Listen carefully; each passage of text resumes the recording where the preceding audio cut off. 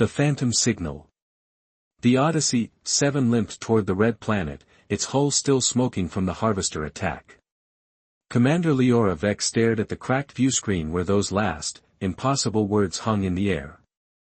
Earth Central, but Earth is dead. Rovan rubbed at the blood trickling from his nose, a side effect of their jury-rigged quantum drive. Could be a trap. The Keepers love their mind games. Elora adjusted her scanner. Or a temporal echo. That transmission carried the same chronosignature as the Luna base distress call. Darien snorted. So what? We're chasing ghosts now. The ship's AI chose that moment to blare a warning. Alert. Martian surface scans detect 97% probability of active human biosignatures. The crew exchanged glances. Mars had been uninhabited when they left. The impossible colony. As they entered low orbit, the scanners revealed a sprawling domed city where only dust should be. Flickering shield generators straining against the thin atmosphere. Movement, dozens of heat signatures rushing toward what looked like a landing pad. Leora made her decision. Prep the shuttle. Darien, Elora, you're with me. Rovan, keep the ship ready for a fast exit. Rovan didn't hide his relief. Try not to get erased from existence down there. The bunker. The shuttle touched down in a pressurized hangar that shouldn't exist. Its architecture was clearly Terran, but the materials were alien alloys that shifted colors in the dim light. A squad of armed figures approached, their armor a patchwork of United Earth Defense Force insignias. Keeper-derived technology, pulsing black nodes grafted to their helmets. Improvised scrap plating. Their leader removed his helmet, revealing a face Leora knew all too well. Captain Jace Morrow, her first officer from 5 years ago. Only. Morrow had died during the Io riots.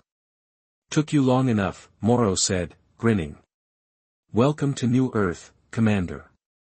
Population, 1,243 survivors, and falling every day. The Time War. Inside the bunker's war room, holograms displayed. A fractal map of branching timelines. Footage of Earth's unmaking, cities folding into themselves like bad origami. A massive keeper structure hovering over what used to be Beijing. Morrow handed Leora a data pad. We've been fighting a war across 37 different timelines. Sometimes we win. Mostly we lose. Elora gasped at the readings. This tech. You're using quantum entanglement to communicate between realities? A new voice spoke from the shadows. Not just communicate. Remember. An elderly woman stepped forward, her eyes glowing faintly blue. Dr. Lynn Takeda, the scientist who'd pioneered the Odyssey 7's drive system. Except this version wore a neural interface crown made of keeper material. The remembering machine. Takeda led them to the bunker's heart. A massive sphere of liquid mirror. Floating inside, hundreds of human brains preserved in amber gel. Dozens of cables feeding into a single chair. This is how we fight back, Takeda said. Every time the Keepers unmake a timeline, we save its memory here. The more we remember, the more we can. Darien finished for her, cheat. Morrow nodded. Exactly. Right now, across all active timelines, humanity's survival rate is 0.0004%. But in one of them, yours, the Keepers haven't attacked yet. Leora's blood ran cold. You want us to go back? Takeda's eyes flickered. Not back. Sideways. To the timeline where this all started. The fracture point. The hologram zoomed in on a familiar sight. Krios, 9. Your mission was never about colonization, Morrow said. It was a test. The first human ship to activate the monoliths becomes the fracture point. Elora made the connection first. The signal you intercepted? That was us from another timeline trying to warn ourselves. A proximity alarm blared. Morrow cursed. They found us again. The bunker shook as something massive impacted the surface above. The lights flickered, and for a terrifying second, Leora saw the walls turning to smoke. Her hands aging rapidly then reversing. Darian's face melting into static. Takeda grabbed her arm. You need to leave now. Take this, she shoved a data crystal into Leora's palm. It's the memory of victory. Just one, but it's enough. The escape. They ran through corridors that stretched and compressed unnaturally. Behind them, soldiers screamed as the Keeper's influence unwove the bunker's reality. The shuttle was where they left it, but the hangar now opened into deep space, Mars crumbling away beneath them. As they lifted off, Leora saw Morrow firing into the distortion. Takeda sitting calmly in the remembering machine's chair. The entire colony folding into a single point of light, then winking out. The shuttle docked with the Odyssey 7 just as Rovan screamed. Brace for impact. A temporal shockwave hit them. And the stars rewrote themselves. When the view screen cleared, they saw Earth. Whole. Untouched. And a new transmission coming through. Odyssey 7, this is Earth Central. You are cleared for approach. Welcome home. Darian laughed hysterically. Did it work? Are we? Ellora's scanner beeped. She looked up, face pale. We're home, but the data crystal's gone. In Leora's empty hand, a single black vine curled around her fingers before dissolving to dust. The calm before the storm. The Odyssey 7 floated like a silver needle against the endless black, its ion drives pulsing faintly as it decelerated. Commander Leora Vex leaned against the panoramic viewport, her reflection a ghostly overlay atop the swirling blue marble of Creos 9. Beautiful, isn't it? Said Lieutenant Darian Cole, joining her. His usual smirk was absent, replaced by something darker. Pity the scans say it's toxic as hell. Leora didn't answer. Her eyes traced the planet's jagged continents, where rivers of what the spectrometers called liquid mercury cut through valleys of obsidian. Something about this place felt wrong. The first warning. A sharp beep shattered the silence. Commander. Ensign Rovente shouted from the comm station. We're picking up a repeating signal, frequency 9. 3 GHz. Artificial. Origin, Creos 9's northern pole. The crew froze. No human colony had ever reached this far. Put it through, Leora ordered. The speakers hissed. At first, it sounded like static, but then a rhythm emerged. 3 pulses, a pause, then 2 more. Over and over. Morse code, whispered Dr. Elora Torin, the ship's xenobiologist. No, Rovan muttered. It's mathematical. Prime numbers. Then, a voice. Guttural. Mechanical. Alien. Leave. This world is not for you. The words hung in the air like a curse. The debate. We should abort, Darian said flatly. That wasn't a greeting, it was a threat. Or a test, countered Elora, her fingers flying over her data pad. If this is first contact, walking away could be humanity's biggest mistake. Leora clenched her jaw. Earth's orders were clear, assess habitability. Ignore anomalies. But this? This was beyond anomalies. Deploy the probes, she said at last. Asterisk, full spectrum scans. If anything moves, asterisk anything, we pull back. Descent into madness. The drones shot toward Creos 9 like steel fireflies, their cameras broadcasting live. The crew watched as the feeds revealed forests of glass-like trees that chimed in non-existent wind. A lake of swirling black fluid that defied gravity, forming arches midair. Monoliths covered in symbols that shifted when stared at too long. No signs of civilization, Elora noted. But this isn't natural erosion. These structures were built. Then, probe number 4 vanished. 1 second, it hovered over a crater. The next, gone. No explosion.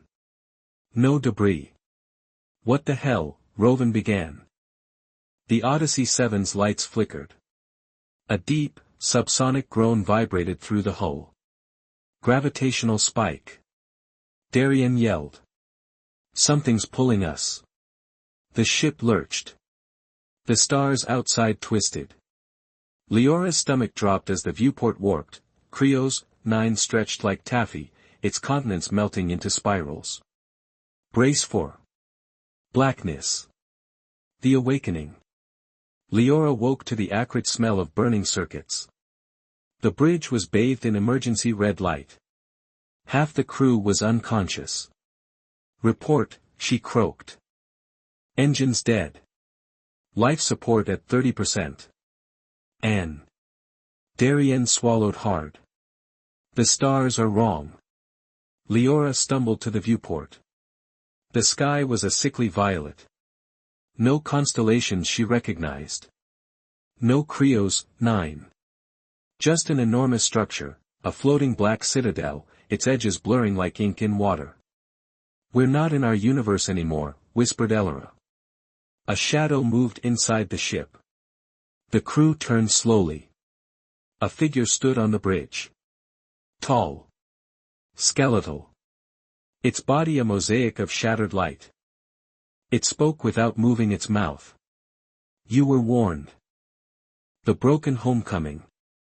The Odyssey 7 shuddered out of warp, its hull groaning from dimensional stress. Commander Leora Vex gripped her chair as the ship's battered sensors struggled to interpret the starfield ahead. Report, she ordered, her voice hoarse from 3 sleepless shifts. Rovan's hands danced across his console. Navigation's fried, but that's definitely Sol. Or at least, it's where Sol should be. The main viewer flickered to life, revealing a nightmare. Earth hung in space like a rotten fruit. The corpse of a world. Where blue oceans and green continents should have been, the planet now showed. A blood-red equator of what looked like exposed magma veins. Titanic scars crisscrossing the surface, as if clawed by a planet-sized beast. No lights. No satellites. No signs of life. Darien let out a strangled laugh. Well. That's new. Elora's medical tricorder chirped insistently. Readings make no sense. Atmospheric composition matches Earth's. But the radiation levels suggest this happened centuries ago. A chill settled over the bridge. They'd only been gone 3 weeks. The last transmission. Rovan suddenly stiffened. Commander. Picking up a repeating signal from Luna Base. The speakers crackled to life with a voice none of them recognized, a man speaking in ragged, desperate bursts. This is Director Halen Voss of United Earth, final log. The Keepers came through the Mars anomaly. They don't fight. They just, unmake. Cities vanish like they were never built. People blink out of existence. We tried nukes, plasma weapons, even the damn Geneva Protocol AIs, nothing works. If anyone hears this, don't follow our path. Don't chase the recording cut to static. Leora's nails dug into her palms. Play it again. As the message recycled, Elora made a soft noise. Wait, look at the timestamp. The screen displayed. Earth date, 04/18/2421. 372 years in their future.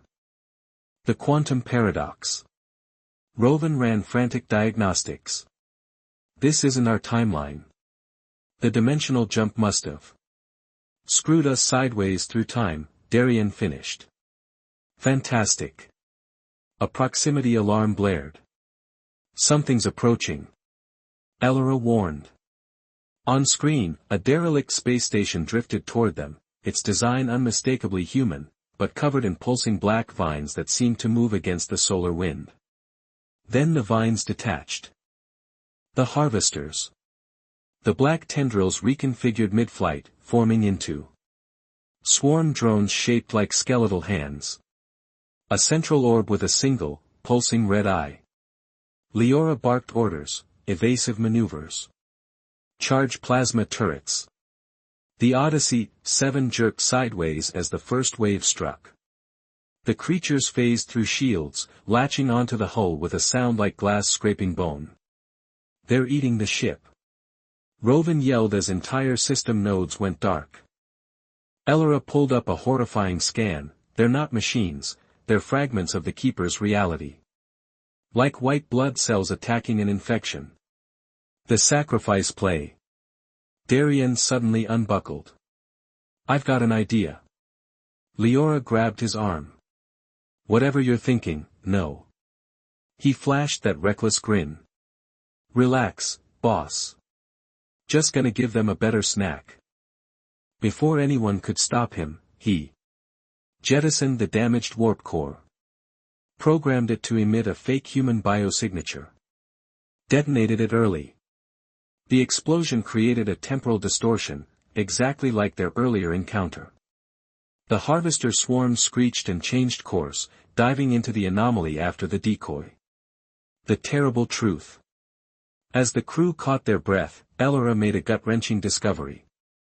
The station, it's ours. Enhanced scans revealed. The rotting hulk was Luna Command. Its last logged flight recorder showed the Odyssey 7 leaving dock. Dated the day after their original departure. Rovan whispered, "This isn't the future. It's our present. The Keepers already won." Outside, the red eye of the harvester orb pulsed faster, as if laughing. Then, a new signal cut through the static. A voice they never expected to hear again. Odyssey 7, this is Earth Central.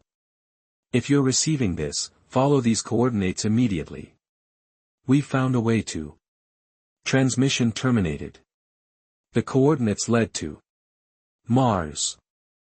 The entity on the bridge. The air turned to ice as the Keeper loomed over the crew. Its form flickered between solid and static, like a corrupted hologram.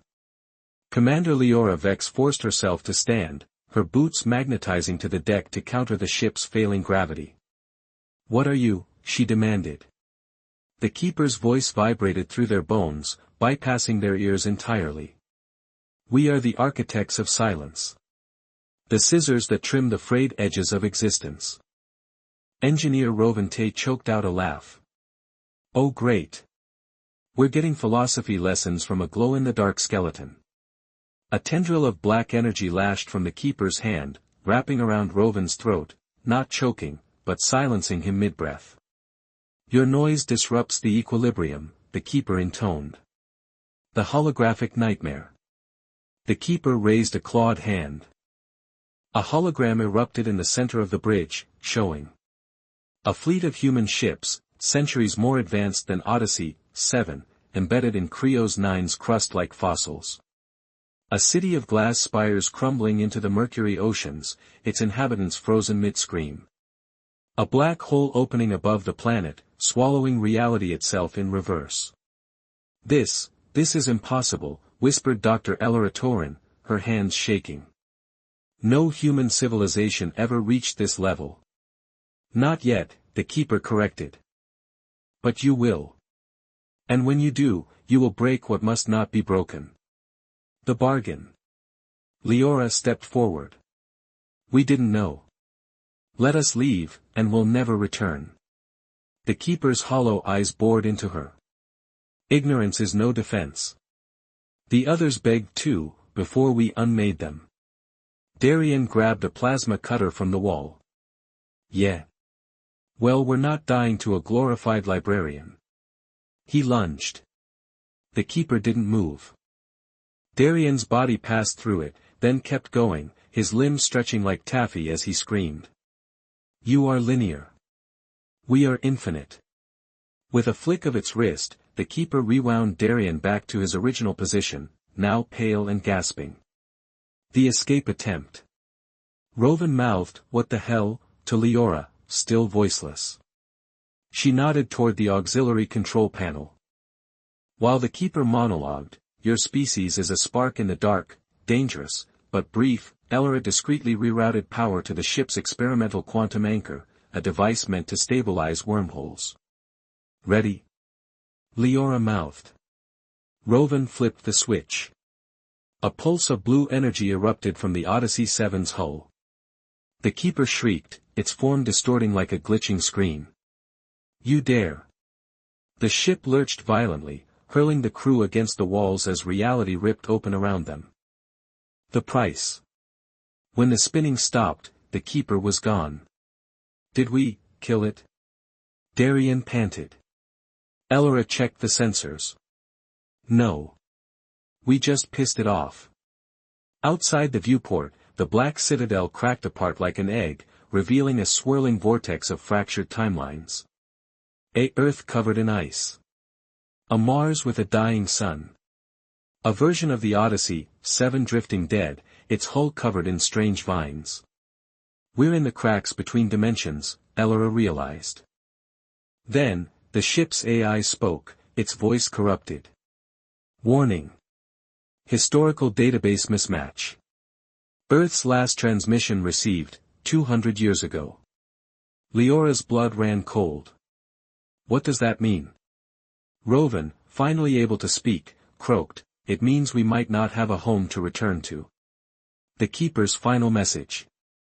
A ghostly projection flickered on the comm screen, the keeper, now distant but still watching.